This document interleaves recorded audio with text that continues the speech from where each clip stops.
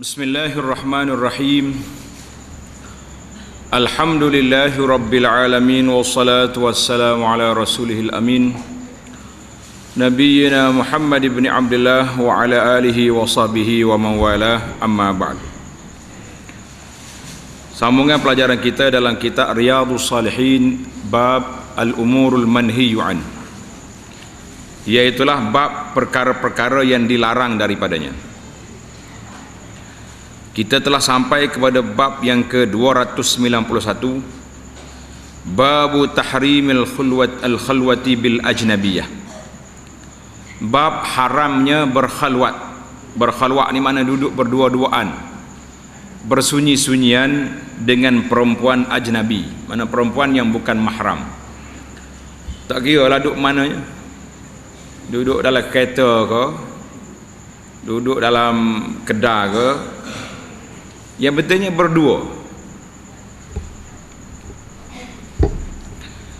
Al-Imam An-Nawawi rahimahullah ta'ala bawa kepada kita permulaan bab ini dengan ayat Quran, a'udzubillahi minasyaitanir rajim, wa idza sa'altumuhunna mata'an fas'aluhunna min wara'i hijab. Dan apabila kamu meminta sesuatu keperluan daripada mereka, jadi asal ayat ininya minta dengan isteri-isteri Rasulullah sallallahu alaihi wasallam. Tapi umum ayat ini kepada semua, minta dengan orang perempuan, maka mintalah dari belakang tabir. Jadi min wara'i sitrin, di sebalik tabir. Jangan duduk jengok situ sekali.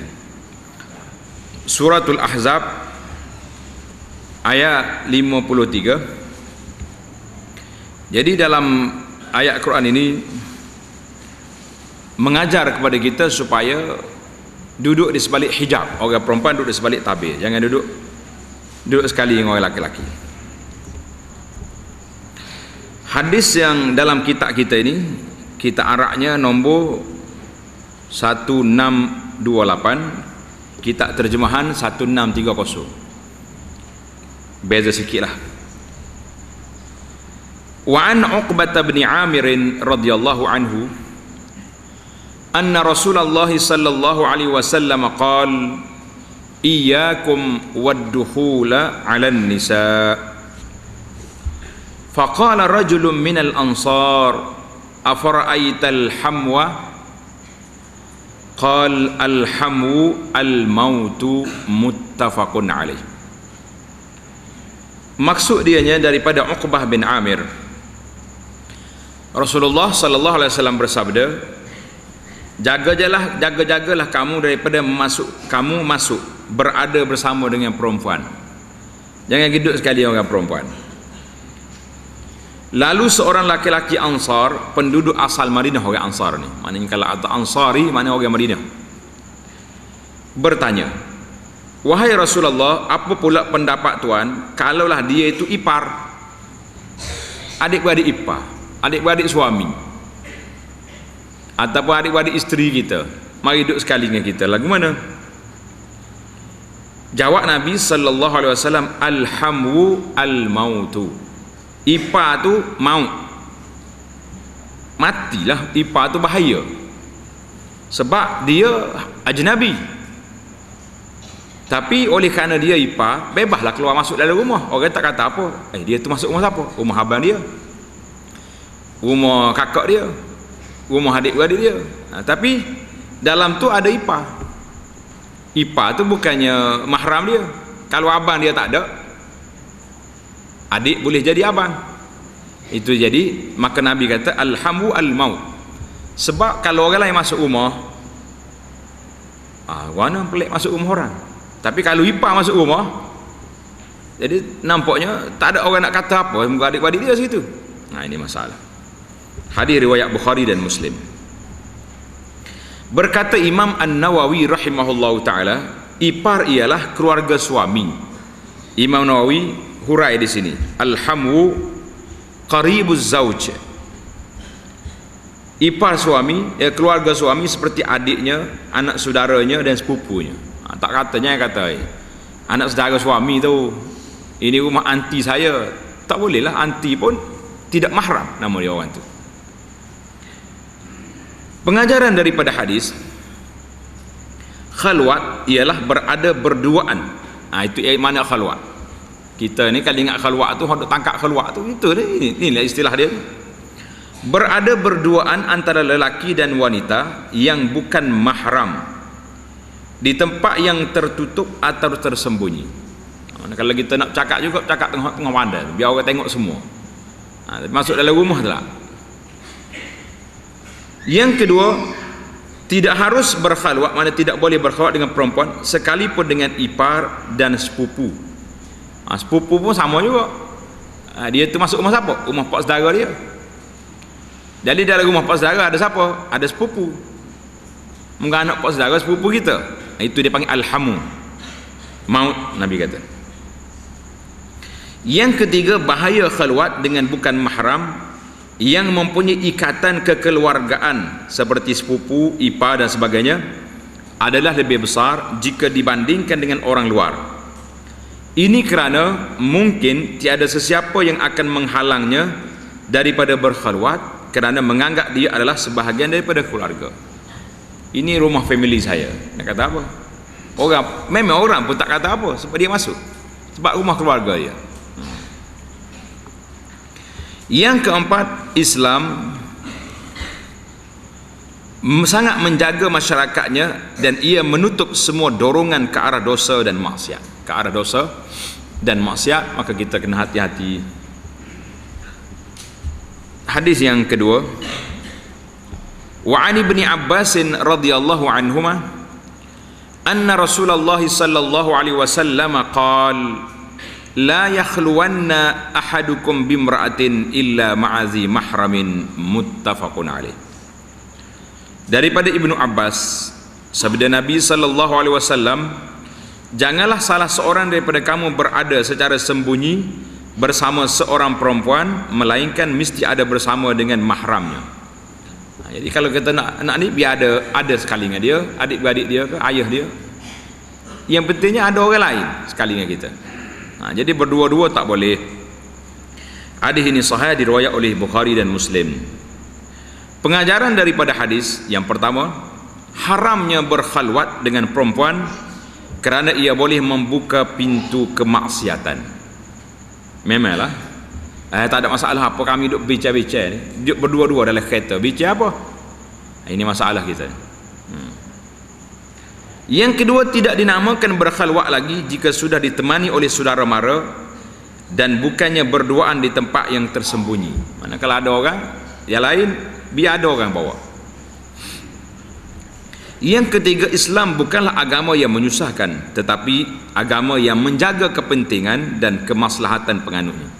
Tujuan apa dia buat ni? Supaya tidak terperangkap dengan syaitan. Karena ada hadis nanti, hadis tentang syaitan akan mari bila orang duduk dengan ajnabi.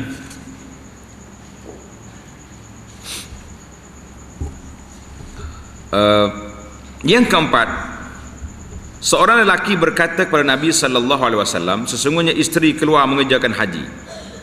Seorang ni mari tanya Nabi. Dia kata isteri dia nak pergi haji. Dan aku pula telah ditugaskan dalam perang sekian-sekian. Sayanya telah dipilih untuk pergi berjihad, berperang. Isteri saya nak pergi haji, lagu mana? Maka apakah yang perlu saya buat? Dia tanya Nabi sallallahu alaihi wasallam. Rasulullah sallallahu alaihi wasallam bersabda, baliklah. Maknanya pergi minta tangguh dengan tentera dan pergilah mengerjakan haji bersama isterimu. Hadis riwayat Bukhari dan Muslim. Ini kerana biasanya musafir boleh mendedahkan perempuan kepada pergaulan dengan lelaki dan juga diusik dan dikhianati. Gurau-gurau, suami tak ada gitu, nyamai dia orang. Jadi hadis ini juga memberitahu kepada kita, anak duk perhati tengok ramai di kalangan masyarakat kita ni, dia style post. Tak apalah, isteri saya pergi dulu haji, saya tak bersedia lagi. Itu masalah. Patut dia lah pergi ikut suara isterinya. Jadi cuma kalau isteri dia pergi dengan mahram dia, dengan adik-beradik dia, dengan ayah dia, tak jadi masalah lah sebab ada mahram. Ni pakai kiri kau kawan ni. Dianya nanti dia pergi ikut kawan pula. Itu dia panggil tak betul dia punya channel macam tu. Hari ni di antara masalah yang anda tengok, masalah kerajaan tidak peka dengan kedudukan suami isteri. Isteri bekerja di Sabah, Sarawak, suami duduk sini, duduk di Semenanjung. Jadi semua tu perlu kepada travel seorang-seorang, duduk pula di tempat yang jauh. Jadi tidak ada kedhamir hati yang mempunyai ihsan, belah kasihan pegawai-pegawai yang mengatur tugas orang ni. Minta tukar tak dapat, bertahun-tahun duduk di jauhan. Yang bercerai pun sudah ada, mengikut maklumat lah. Jadi inilah yang dikatakan bermasalahnya kita duduk dalam keadaan bebas pergi ke sana sini tanpa mahram dan tanpa kawalan. Hadis yang ketiga, wa an Buraidah radhiyallahu anhu qala qala Rasulullah sallallahu alaihi wasallam hurmatu nisa'il mujahidin 'ala al-qa'idin ka hurmati ummahatihim ma min rajulin minal qa'idin yakhlufu rajulan minal mujahidin fi ahlihi fayakhunuhu fihim illa wuqifa lahu yawmal qiyamah fayakhudhu min hasanatihi ma syaa hatta yarda summa iltafata ilaina Rasulullah sallallahu alaihi wasallam faqal ma zannukum rawahu Muslim. Maksud dianya daripada Buraidah, sabda Nabi sallallahu alaihi wasallam, haramnya perempuan-perempuan, isteri-isteri para mujahidin ke atas orang-orang yang tidak pergi berjihad, sepertinya haram mereka mengawini ibu mereka sendiri. Besar. Jadi orang dah pergi, suami dah pergi berjihad, yang ada di kampung ni pula laki-laki yang uzur, biasanya yang tak boleh pergi yang uzur, ataupun yang ditugaskan untuk mengawal isteri-isteri dan anak-anak mujahidin di kampung. Jadi mana-mana lelaki yang tidak pergi berjihad, yang menggantikan urusan mana-mana lelaki mujahidin dalam menguruskan keluarganya, kemudian mengkhianatinya pada mereka dengan mengganggu keluarga mujahid itu. Cik Abang Remo tak ada tu tak? Jadi dia pula jadi penjahat, melainkan dia mujahidi itu berdiri pada hari kiamat dan akan mengambil pahala-pahala pengkhianat tadi, apa saja yang dia mahu, sehinggalah puas hatinya. Kemudian Rasulullah sallallahu alaihi wasallam menoleh kepada kami dan baginda bersabda, apakah sangkaan kamu? Kita kata bui berat lagi pun munasabah. Kenapa pula dah dia lah tak pergi berjihad, dia jadi pengkhianat pula kepada isteri mujahidin. Allahu Akbar. Hadis ni riwayat Muslim. Hari ni mujahidin tak ada, tapi ada orang lain pula, orang yang pergi menuntut ilmu, orang yang pergi belajar, orang yang pergi musafir, mengembara, mencari rezeki. Jadi jiran rumah ni duduk main dengan bini dia. Ini dahsyat. Pengajaran hadis yang pertama, Islam sangat menggalakkan umatnya supaya saling tolong menolong dan saling menjaga kebajikan dan kepentingan bersama. Yang kedua, peringatan supaya tidak mengkhianati pejuang yang keluar berjihad pada jalan Allah. Yang ketiga, tidak harus bagi seorang muslim mengambil kesempatan dengan ketiadaan suami seseorang untuk mengkhianati dan mengganggunya. Mengapa kita nak khianat pula tu? Kawan tu pergi berjihad, kita jadi penjahat. Ini berat masalah kita kan. Yang keempat, orang yang mengkhianati isteri orang lain akan mendapat kehinaan dan kerugian di akhirat. Apatah lagi jika yang dikhianati itu adalah isteri seorang mujahid yang keluar berjihad mempertahankan agama dan keamanan. Adalah kawan itu mujahid mempertahankan agama keamanan, kita pula pergi buat masalah, pergi buat hal dengan dia.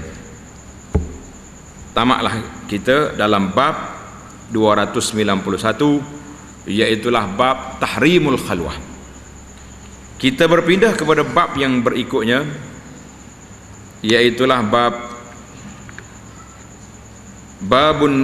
babu tahrimi tashabbuhur rijal bin nisa wa tashabbuhun nisa bir rijal fi libasin wa harakatin wa ghairi zalik.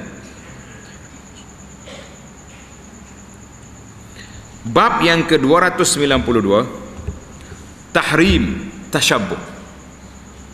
Haramnya lelaki menyerupai perempuan dan perempuan menyerupai lelaki, sama ada dalam bentuk pakaian. Pakaian laki-laki perempuan pergi pakai. Pakaian perempuan laki-laki pergi pakai. Pakai Messi juga dia pun. Ngongek jalan. Yang perempuan pula pakai seluar ketak, luar jing macam bapak jantan. Nah, ini apa jadi? Ini haram perbuatan sedemikian. Dan juga dalam pergerakan, berjalan macam orang perempuan.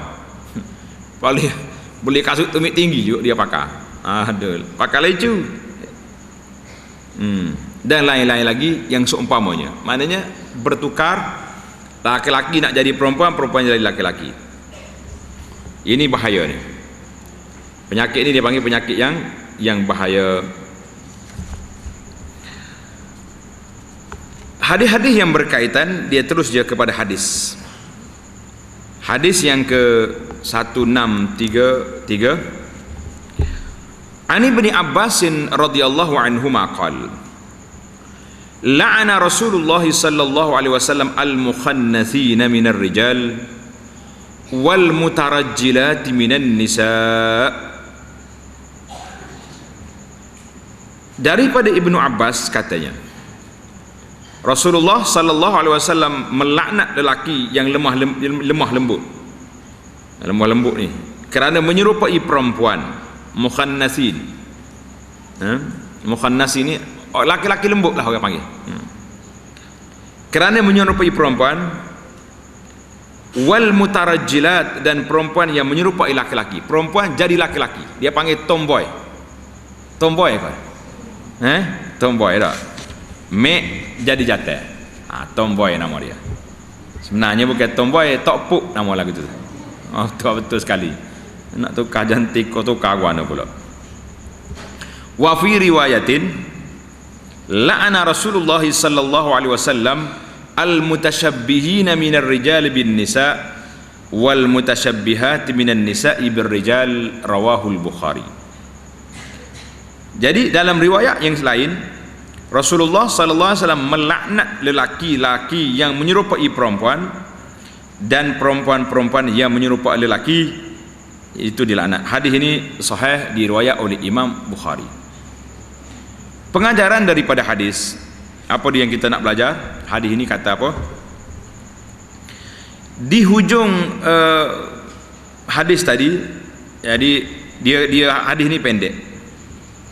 Ada riwayat lain. Dalam riwayat penuh dia, Nabi kata, halaulah mereka daripada rumah kamu, akhrijuhum min buyutikum, keluarkan mereka daripada rumah kamu. Dan memang Rasulullah sallallahu alaihi wasallam pernah menghalau seorang lelaki, seorang yang melakukan dosa tersebut, sebagaimana Sayyidina Umar juga pernah menghalau seorang yang lain. Jadi orang ni mari jalan lembek, Nabi kita halau dia. Sayyidina Umar juga halau. Kita pakat buat balik rumah. Bila ada majlis kahwin, lembek molek, nampak tak? Habis anak perempuan kita nyomekaknya tepek di bapak jantan ni. Abang dia pun tak jamuh lagi. Mak pun ni dia buat kerja dah. Ini masalah kita ni. Cari bala belakang tu. Jangan duduk main benda lagu ni. Yang kedua, haram bagi lelaki menyerupai perempuan sama ada dalam bentuk pergerakan. Mana berjalan tu macam bapak jatah. Laki-laki pun berjalan lembek.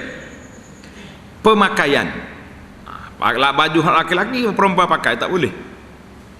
Hari ni sama ya, suami pakai baju t-shirt tu juga, perempuan t-shirt juga, tukar habis. Dan sebagainya yang menjadi perkara-perkara yang khusus bagi perempuan pada kebiasaan dan semula jadinya. Kalau kita tengok baju ni untuk perempuan, kita laki-laki pakai maka haram. Sama juga bila orang tengok ni untuk laki-laki, perempuan pakai, maka dia haram. Haram tasyabuh. Haram tak tutup aurat tu satu lagi. Tak tutup aurat satu kes. Tasyabuh tu satu penyakit. Dua dapat. Satu, tak untuk aurat contohnya. Yang kedua, menyerupai laki-laki. Itu penyakit lain pula. Berat ni.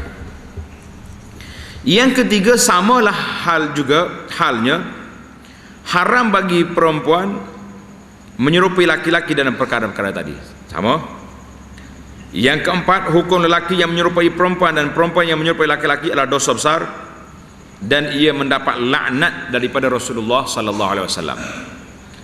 Jadi definisi dosa besar ni sebagaimana kata ulama, apabila ada laknat, la'ana Rasulullah, maka itu laknat. La'ana Allah, itu dipanggil dosa besar. Yang kelima, alangkah ramainya orang yang terlibat dengan gejala dosa besar ini pada zaman ini, zaman kita ni. Nas'alullah as-salamata wal afiyah. Semalam saat khabar keluar berita, kerajaan akan kuasakan undang-undang tak boleh nak melepok waktu solat maghrib. Waktu sembahyang maghrib kena pakat sembahyang belaka. Kalau boleh duduk lepok jadi lembu kenyai di kedai kopi boleh tangkap. Setuju kita. Kita nak minta satu lagi, diaktakan satu lagi, akta pakaian tak patuh syariah. Tengok pasal baju ketak, kita cak lalu frank sembuh cak. Baju ni tak lulus, klip salih baju, klip tukar baju kan. Cantik. Wah ni tak terlibat dengan hudud apa ni, tak terlibat dengan akta parlimen apa. Patut lama dah buat. Tapi tak apalah. Dan nak buat ni kita sokong. Lebih-lebih lagi ramai di kalangan, lebih-lebih golongan wanita. Ini kerana mereka lebih banyak menyerupai lelaki berbanding lelaki menyerupai wanita. Dan kita sama-samalah perlu menegur dan mencegah gejala ini. Tulis nombor 6 tambah situ. Larangan ini dikecualikan kepada kejadian asal. Contohnya orang tu memang gitu dah dia berjalan tu dia bukan buat, tapi asal kejadian macam tu sukar bagi dia nak tukar perjalanan dia tu, maka itu dikata dimaafkan. Mukhannas ni mana orang buat jadi dia panggil perempuan jadian. Itu yang tak boleh. Kalau asli dia macam tu dah nak lakukan, tapi usahalah biar jalan tu nampak laki-laki. Yang perempuan apa jangan duk kasar sangat, jalan gedegu macam kawak di pada tentera, berat juga gitu. Nah, belajar usaha perlahan-perlahan biar jalan macam orang perempuan lah dia tu. Tapi apa ada setengah orang tu gitu dia tabiat dia, khilqah dia panggil, kejadian asal. Maka kata ulama itu tidak dilaknat, tapi mungkin janggal dari sudut budaya setempatnya janggal. Yang kena laknat ni yang mukhannas, yang buat-buat ni nak jadi perempuan, ini yang kena.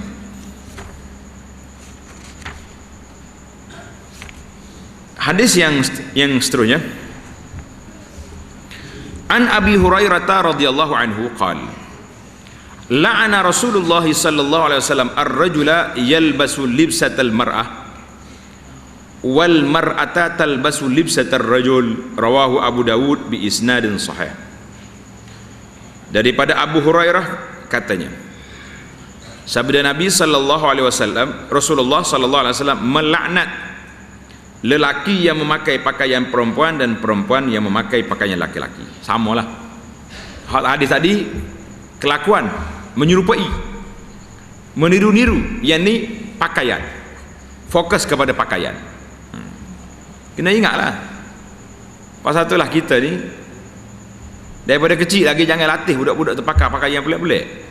Daripada kecil lagi, kalau anak perempuan kita pakai pakaian yang sopan tutup aurat, barulah dia besar apa dia malu nak pakai. Ni kecil lagi ajar dah pelik dah.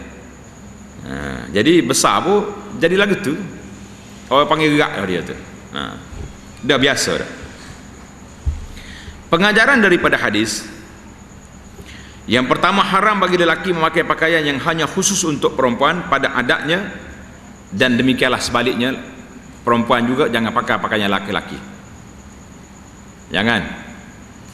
Ni ada setengah orang perempuan ni dia ambil kain serban laki-laki, dia pergi buat kain tudung. Tak boleh lah gitu. Kalau serban merah biasa laki-laki pakai, kita hidup kain tudung tukar. Nama orang pergi cumik belakang pula. Kelik-kelik makcik. Oh, hara lagu ni dunia dah. Jangan lupa kita ada banyak lah kain lainnya. Sibuk apa dah ambil hak suami tu.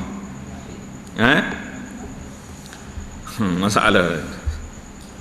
Yang kedua, Lelaki yang menyerupai perempuan dan sebaliknya bukan saja telah keluar daripada menuruti perintah yang dibawa oleh Nabi sallallahu alaihi wasallam, bahkan telah terkeluar daripada fitrah kejadian asal dan meruntuhkan kemuliaan jenis masing-masing. Ada setengah perempuan ni masya-Allah tak mau dah lah, tak bertuduh. Bojing dia pula, rambut dia betul-betul rambut jantan. Berat ni. Suara pula kerah pula. Allah nas'alullah salamatu wal afiyah. Yang ketiga, apa yang berlaku sekarang ialah kerana sudah hilangnya pegangan keagamaan. Ini betul ni. Yang pertama dipanggil wazi' dini, kesedaran beragama telah hilang dan timbulnya sikap suka meniru. Orang putih pakar, kita nak pakar selalu. Pasal itulah zaman sekarang dia panggil nama zaman globalisasi. Tahu mana globalisasi?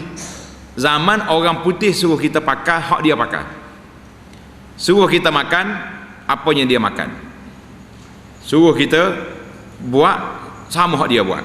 Itu dia panggil globalisasi. Tanda pelajar-pelajar ni zaman globalisasi. Jadi pakaian nak sama orang putih, makan ni apa sama. Dalilnya masuk dalam kampung ke dalam bandar, Tok Lebah ke Tok Haji pakai makan anjing belaka, anjing panas. Makan tak makan? Makan anjing, siapa makan anjing? Kenapa jual roti tu tidak hotdog tak anjing panas?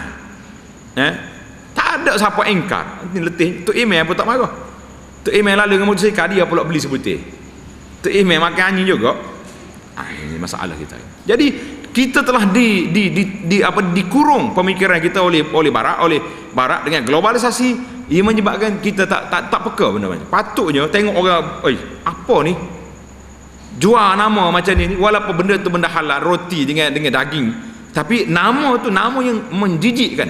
Mana ada orang kata benda halal benda tu? Ini. Jadi pakaian apa sama juga. Jangan marah. Ni pakaian artis. Hebat ni. Pakaian bintang filem. Bukan bintang ni orang baik-baik. Ni taik bintang ni namanya. Pakaian siapa lagi? Yang betulnya nak tiru belaka orang pakar. Orang pakar sebelah pakar sebelah. Cocok di hidung, cocok juga. Jadi apa benda yang kita ada? Pakar kata.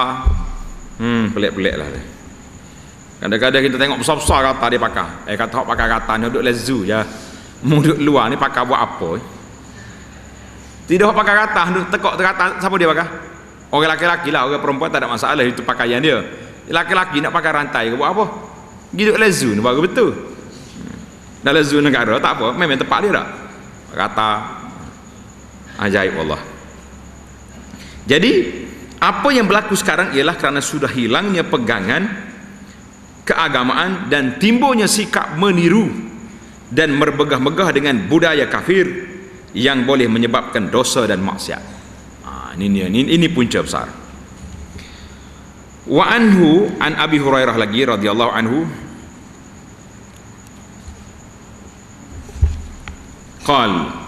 qala Rasulullah sallallahu alaihi wasallam sinfan min ahli nar lam arahuma qaumun ma'hum siyatun ka'aznabil baqar yadribuna bihan nas wa nisa'un kasiyatun 'ariyatun mumilatun ma'ilatun ru'usuhunna ka'asnimatil bukhtil ma'ilati la yadkhulnal jannah wa la yajidna rihaha wa inna rihaha la yujadu min masirati kaza wa kaza, rawahu Muslim.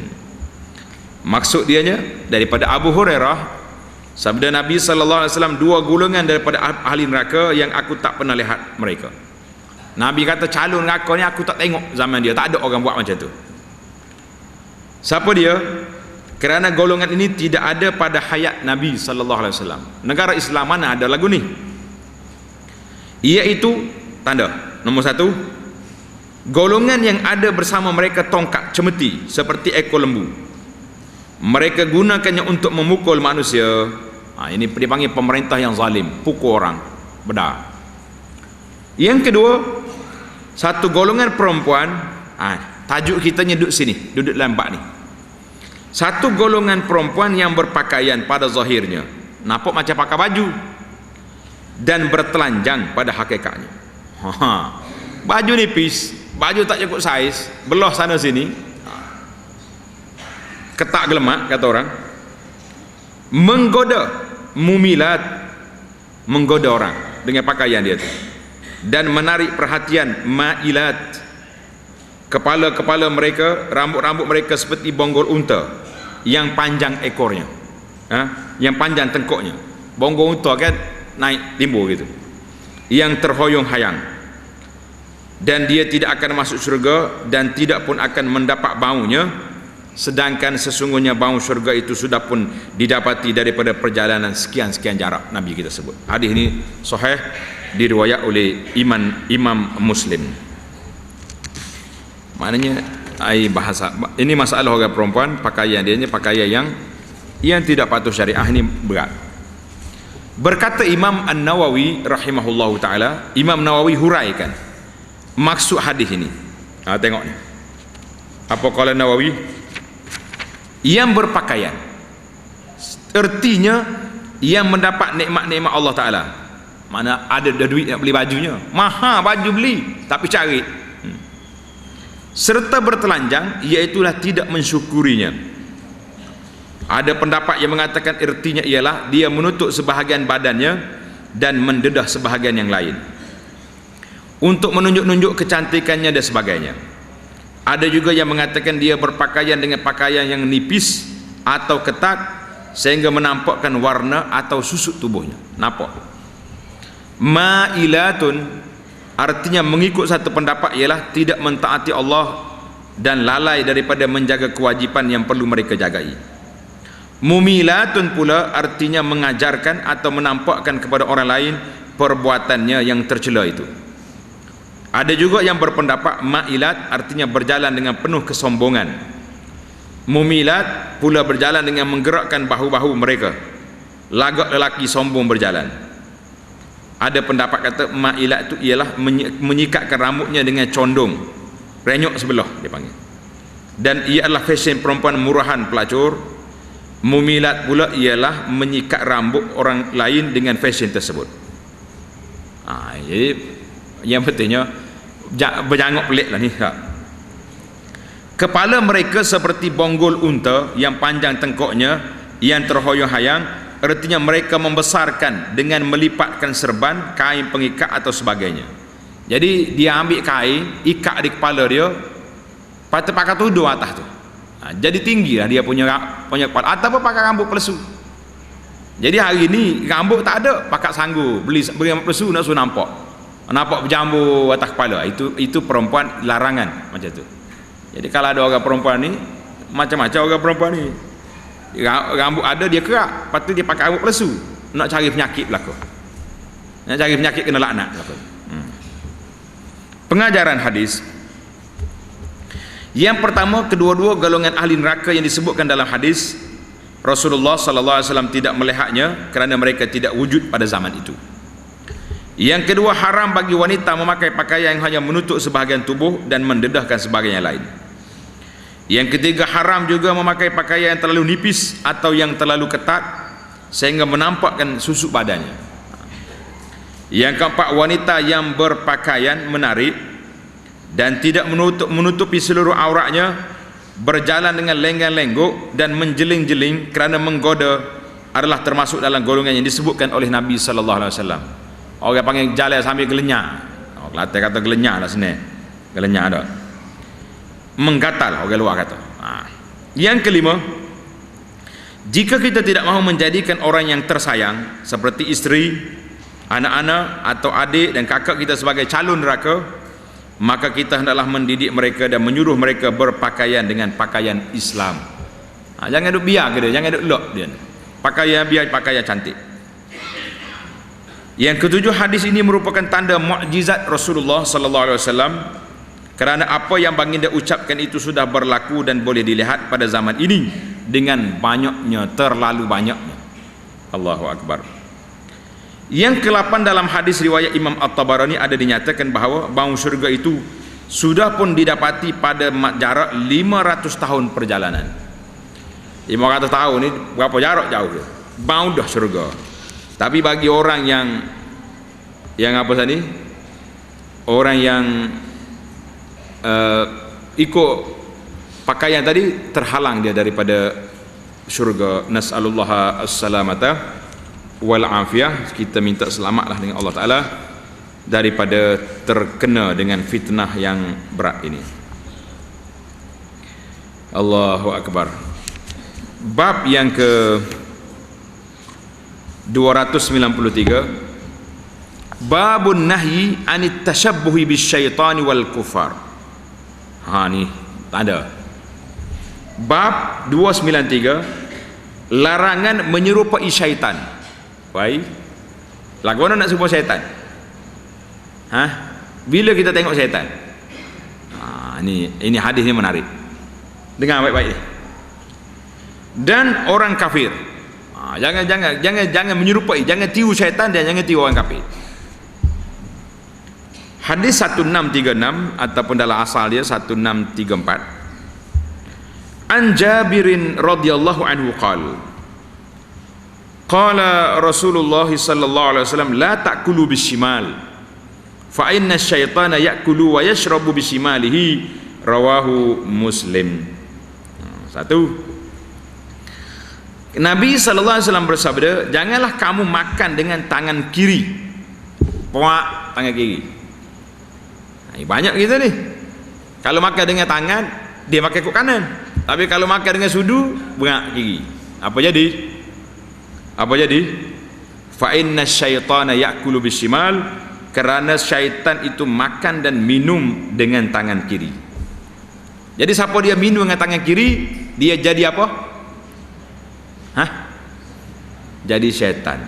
Maka Nabi kita larang daripada tiru syaitan. Jadi kalau ada orang minum tangan kiri, kita pegang tangan dia.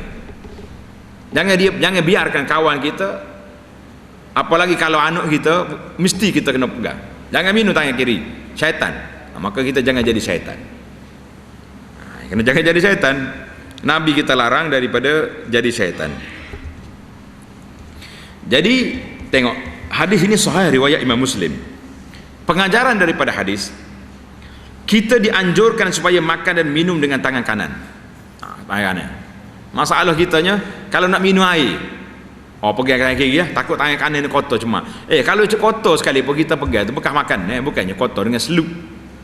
Pegang gelas tu apa salah? Pegang bawah. Darat, subhanallah. Nak jadi syaitan ke? Royak susah tangan kanan duk main darat, macam-macam benda tu. Jadi kita ni, itulah masalah kita ni, takut ke orang, tak takut ke Tuhan. Yang kedua, makan dan minum dengan tangan kanan adalah sunnah Rasulullah sallallahu alaihi wasallam. Nabi tak jaga makan nasi ke, makan roti ke, makan kismis baru jadi sunnah. Yang sunnahnya makan dengan tangan kanan, makan baca bismillah. Kalau siapa tak baca bismillah, itu tiru syaitan juga. Bila kita makan tak baca bismillah, mana syaitan pun join sekali makan. Jadi syaitan pula situ. Yang ketiga, kita dilarang daripada makan dan minum dengan tangan kiri, kerana ia adalah ajaran syaitan dan menyalahi sunnah Rasulullah sallallahu alaihi wasallam. Yang keempat, orang yang makan atau minum dengan tangan kirinya adalah orang yang menurut sunnah syaitan, menyalahi sunnah Nabi, dan haram hukumnya mengikut sebahagian ulama. Ada ulama kata haram perbuatan ini sebab apa? Sebab kamu pergi ikut perbuatan syaitan. Ini masalah ni. Yang ke 5, dorongan supaya menjauhkan segala perkara yang menjadi sunnah dan ajaran syaitan. Jangan ikut. Jadi siapa Nabi kita larang daripada menyerupai syaitan. Yang ke-6, setiap perbuatan yang baik dan mulia mestilah dimulakan dengan kanan. Jadi tambah situ lagi, kita kena makan baca bismillah. Jangan makan terlalu kenyang, jangan makan membazir. Jadi semua tu mengikut syaitan belakang tu. Jadi kena ingatlah, jangan nak jadi kawan syaitan. Hadis yang berikutnya, wa ani bin Umar radhiyallahu anhu anna Rasulullah sallallahu alaihi wasallam qala la ya'kulanna ahadukum bishimalihi wa la yashrabanna biha fa inna syaitana ya'kulu bishimalihi wa yashrabu biha, rawahu Muslim. Maksudnya daripada Ibnu Umar, sabda Nabi sallallahu alaihi wasallam, janganlah salah seorang daripada kamu makan dengan tangan kirinya, dan janganlah juga dia minum dengannya dengan tangan kiri. Sesungguhnya syaitan itu makan dengan tangan kirinya dan dia juga minum dengan tangan kiri. Hadis sahih diriwayat oleh Imam Muslim. Pengajaran daripada hadis, bukan saja makan dianjurkan dengan tangan kanan, bahkan minum juga dianjurkan menggunakan tangan kanan. Yang kedua, apa yang berlaku sekarang ialah kita tengok ramai orang makan dengan tangan kanan tetapi minum dengan tangan kiri. Ini ramai, kena perhati. Ana kalau waktu dalam perhimpunan, contohnya hari-hari haji ke apa, kita akan beri taklimat supaya makan minum tangan kiri, tangan kanan, jangan minum tangan kiri. Kalau ada jemaah tak dengar, kita pergi pegang tangan dia, nak suruh dia ingat dalam masa seminggu ni. Itu latihan, insya-Allah ingat. Jangan. Yang kedua, apa je yang berlaku sekarang ialah kita tengok ramai yang makan dengan tangan kanan tapi minum tangan kiri, maka kita hendaklah menjauhi tabiat syaitan ini. Ubah. Yang ketiga, orang yang makan dengan sudu dan garpu juga hendaklah makan dan menyuapkan ke mulutnya dengan tangan kanan. Pegang tangan kiri tak apa untuk nak kerak, tapi makan dengan tangan kanan. Yang keempat, syumulnya ajaran Islam yang kita anuti ini, kena tak situlah. Jadi makan dengan tangan kanan, minum juga kena dengan tangan kanan. Jangan duduk ikut. Ini protokol syaitan. Barak mari ajar kepada kita protokol semakan tangan kiri, kita ikut lah, tak wajib taat dalam masalah ini. Biarlah orang kata kita darak pun tak apalah, saya orang Islam, orang Islam tak ada masalah. Kalau bagi tahu kepada protokol kita orang Islam kena makan tangan kanan, dihormat. Ada beberapa masalah, kes-kes yang tertentu kita tengok orang bukan Islam hormat. Contohnya bila kita pergi melawat di negara yang bukan Islam, pergi ke China contoh, siapa di airport kita hapa kain ke sejadah ke, solat ramai-ramai situ, Allahu Akbar, dia tengok ya. Habis itu dia ambil gambar, tengok. Tapi ke tempat negara orang Islam, apa sejadah sini kok enggak hak Islam juga tu, hak reti baca Fatihah juga, hak ni halal kita tak pergi solat, pergi solat. Dia buat surau masjid dekat airport kita ni, ujung dunia ni duduk, macam tak bagi orang solat, jauh berjalan. Kalau orang tua sakit kaki macam nak berjalan.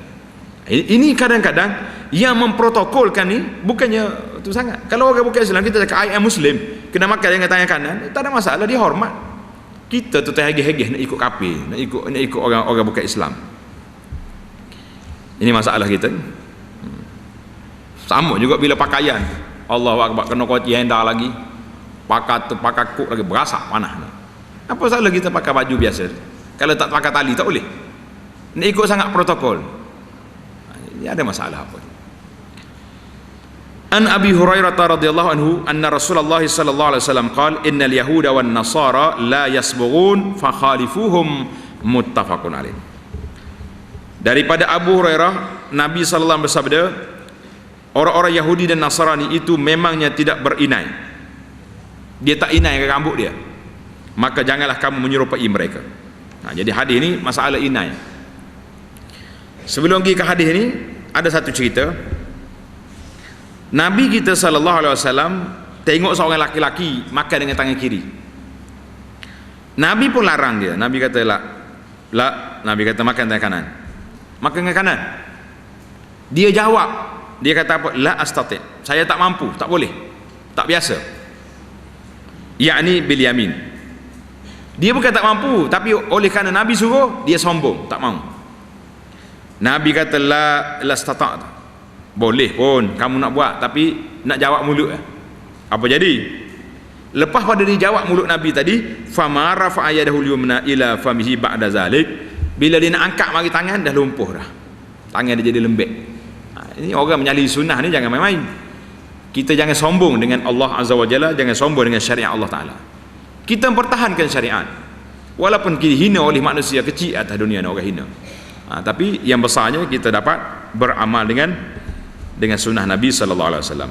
Balik. Jadi dua hadis yang awal tadi, larangan menyerupai syaitan dalam perbuatan dia. Yang bawah ni larangan menyerupai orang Yahudi dan Nasara, orang kafir. Jadi mereka ni dia tak celuk rambut dia. Manakala uban situ ya. Pengajaran hadis, digalakkan menginaikan uban sama ada pada janggut atau rambut. Kalau rambut kita putih, ambil inai celup biar warna kuning inat, comel sikit, ni cerah sangat nampak. Yang kedua, galakan dan dorongan supaya tidak menyerupai kaum Yahudi dan Nasara. Orang kafir lah senang. Ni dak ni anak-anak kita hari ni, rambut hitam molek pergi cat warna perang ke apa nama. Oh, nak jadi orang putih. Ada mata sepik, hidung kepek, orang putih mari mana lagi ni, perasan lebih. Perasan lebih. Oh, pergi cat rambut tak ada kerja-kerja. Yang ketiga, apa yang menyedihkan yang berlaku di masa inilah kebanggaan sebahagian daripada kita kerana berani dan berjaya menyerupai Yahudi dan Nasrani. Semoga Allah menyelamatkan kita daripada bala ini. Nak ikut warna rambut orang-orang kafir itu, penyanyi-penyanyi, pelakon-pelakon, pakai duk tiru pelakon.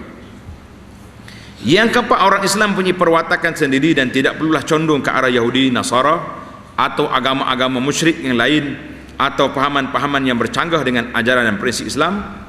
Yang keempat, mewarnakan rambut sebagaimana dilakukan oleh sebahagian remaja kini adalah kerana terikut dan terpengaruh dengan budaya barat, maka kerana itu ia juga adalah dilarang. Nah, jadi selesai dah kita bab kita ni.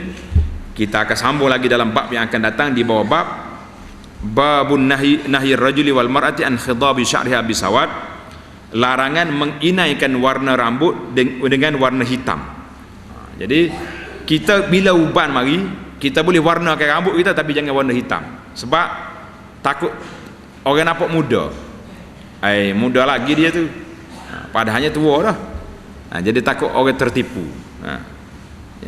Wallahu alam. InsyaAllah kita akan sambung dalam jalsah kita yang akan datang.